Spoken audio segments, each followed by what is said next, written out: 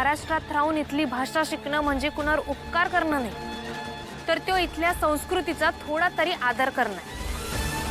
मराठी भाषेनं मोठ्या उदारपणानं अरबी फारशीतनं शब्द घेतले, त्याला आपल्या वळणानं वळवलं, आपल्या बोली भाषेत रुजवलं.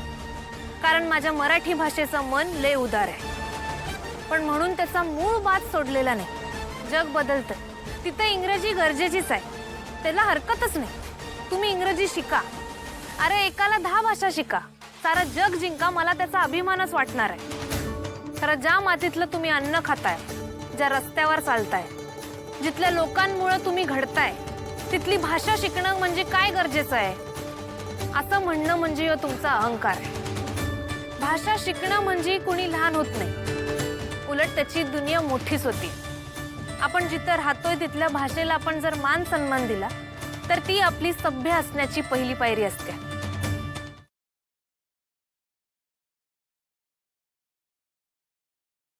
आजच डाउनलोड करा आणि तुमच्या आवडत्या मालिकांचा आनंद लुटा.